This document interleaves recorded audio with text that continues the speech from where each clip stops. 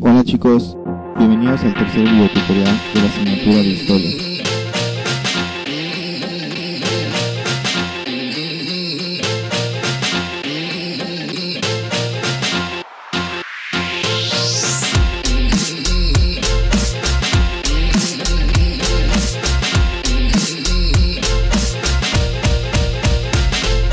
La Revolución Mexicana empezó en 1910.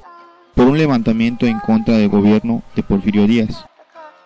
Porfirio Díaz era un dictador, pero su puesto era el de una presidencia. Díaz llegó a la presidencia por primera vez en 1876, y durante los 30 años Díaz logró estabilizar al país y promover el desarrollo económico. Se construyeron ferrocarriles, carreteras, minas y se recibió inversión extranjera, principalmente de Estados Unidos. A pesar de todo el desarrollo económico, Díaz y su gobierno no se preocuparon por combatir la pobreza en México, ya que la mayoría de los mexicanos eran muy pobres y trabajaban en campos llamados haciendas. En muchas de estas haciendas maltrataban a sus trabajadores, en muchos casos vivían igual o peor que esclavos. Esto era similar en otros sectores como en minas y los trenes.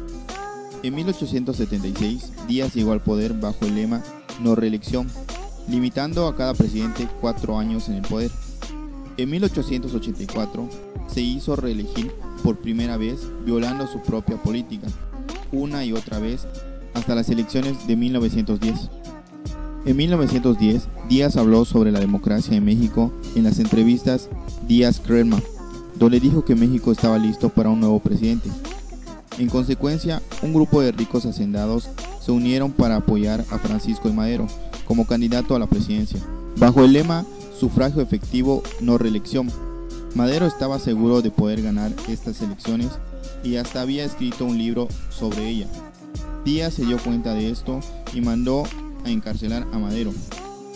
Cuando llegó a las elecciones, Díaz organizó un fraude y se declaró ganador. Madero escapó de la cárcel y vio que solo a través de una lucha armada podría haber democracia en México. Madero escribió el Plan de San Luis, llamando al pueblo a levantarse en contra de Díaz. El 20 de noviembre de 1910 empezó la Revolución Mexicana. A Madero se le unieron activistas y revolucionarios de todo el país. En el norte, Pascual Orozco y Doroteo Arango, mejor conocido como Francisco Villa, formaron un ejército conocido como la División del Norte. En el sur, Emiliano Zapata se unió al levantamiento con el lema "Tierra y Libertad". Con tantos enemigos, el gobierno de Díaz no duró mucho, y en 1911 Porfirio Díaz renuncia como gobernante y huyó del país hacia Europa, donde murió en 1915. Y el 21 de mayo de 1911 se firmaron los tratados de Ciudad Juárez, que pusieron fin a la primera etapa de la lucha armada.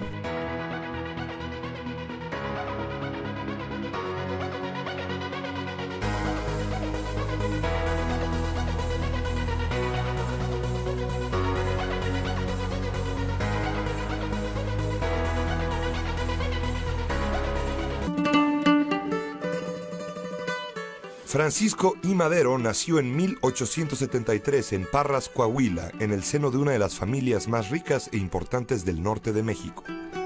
En París, donde realizó estudios de peritaje mercantil, descubrió a los 18 años el espiritismo, que asumió desde entonces como su guía ética. Guiado por los consejos de los espíritus con los que creía comunicarse, entre ellos el de Benito Juárez, decidió en 1904 incursionar en la política oponiéndose a la reelección del gobernador Miguel Cárdenas. La labor política de Madero se fortaleció en el ámbito estatal y comenzó a establecer comunicación con otros opositores al régimen del general Porfirio Díaz, como Ricardo Flores Magón, a quien le ayudó a financiar por un tiempo su periódico Regeneración. Con calma y cuidado, Madero empezó a trazar un plan político minucioso. Apoyado en sus creencias espiritistas, se sentía predestinado para darle libertad al pueblo. Tras la entrevista Díaz-Krellman, en la que Díaz afirmó que después de 3 décadas en el poder no participaría en las elecciones de 1910, Madero dio el paso siguiente en su plan. Escribió un libro, La sucesión presidencial. Madero diagnosticaba los males de México: el poder absoluto, el militarismo, el desinterés del gobierno por las necesidades del pueblo y propuso su solución con democracia. Madero planteó limitar al poder y volver a la práctica de la Constitución de 1857. Su lema fue libertad y sufragio, no reelección. Madero no quería derrocar al gobierno de manera violenta, sino que deseaba una transición pacífica, decidida por las urnas electorales. Pero su visión cambió al conocer personalmente a Porfirio Díaz.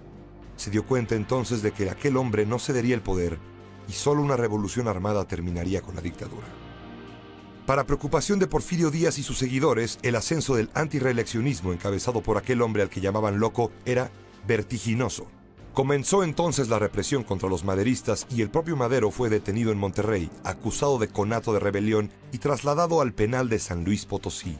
En la cárcel recibió noticias del triunfo fraudulento de Díaz en las elecciones y escribió, con la colaboración del poeta Ramón López Velarde, su manifiesto, El Plan de San Luis, que convocaba a una sublevación con fecha precisa, el 20 de noviembre de 1910. Madero consiguió escapar de la prisión y ya en territorio estadounidense publicó su plan. Llegada la fecha señalada, entró de nuevo a México. Aunque no lo sabía, poco a poco comenzaron a aparecer focos de insurrección, especialmente en el norte del país. En febrero de 1911, atacó la ciudad de Casas Grandes, donde resultó herido levemente. Las batallas se multiplicaron con importantes triunfos para los revolucionarios y a principios de mayo consiguieron tomar la fronteriza Ciudad Juárez. Este hecho señaló el momento en que la dictadura de Díaz cedió, y el día 21 de ese mismo mes se firmaron entre gobierno y rebeldes los tratados de Ciudad Juárez. Como se estableció en ellos, Porfirio Díaz renunció unos días más tarde y partió al exilio. El 7 de junio de ese mismo año, Madero hizo su entrada triunfal a la Ciudad de México, donde lo aclamaron 100,000 personas. Pero el vencedor había decidido no acceder al poder por las armas. Permitió que se estableciera un gobierno interino, encabezado por el porfirista Francisco León de la Barra, y accedió al licenciamiento y desarme de las tropas que le habían dado el triunfo. Ambos resultarían graves errores. El presidente interino León de la Barra se esmeró en enemistar a Madero con otros jefes revolucionarios, como Emiliano Zapata y Pascual Orozco. Madero intentó mediar, pero los antiguos rebeldes no entendían por qué debían esperar para satisfacer sus demandas. En noviembre de 1911, tras unas elecciones ejemplares, las más democráticas de la historia de México, Madero finalmente llegó a la presidencia. Pero su alianza con otros revolucionarios se había socavado, y casi enseguida Zapata lanzó el Plan de Ayala y se rebeló en su contra. El gobierno de Madero duraría apenas 15 meses, que transcurrieron bajo la oposición del Senado y la Suprema Corte de Justicia, y la animadversión del embajador de Estados Unidos, Henry Lane Wilson. Incluso la prensa, que había despertado apenas a la libertad de expresión, encontró en Madero el principal blanco de sus ataques, caricaturas y burlas. Su hermano Gustavo afirmaba que la prensa muerde la mano que le ha quitado el bozal. Pese a todo, durante el gobierno maderista hubo avances importantes en el ejercicio de las libertades, construcción de caminos y carreteras, y en la pluralidad legislativa, con una Cámara de Diputados electa libremente. No obstante, la prensa alentó un sentimiento continuo de agitación en la población, ambiente favorable para el golpe militar en su contra que estalló el 9 de febrero de 1913. Durante 10 días, a los que se les conoce como la Decena Trágica, el gobierno combatió a los militares rebeldes, teniendo como campo de batalla a la propia Ciudad de México, que sufrió grandes destrozos. Félix Díaz y Manuel Mondragón, que encabezaban el ataque, se refugiaron en el edificio de la Ciudadela.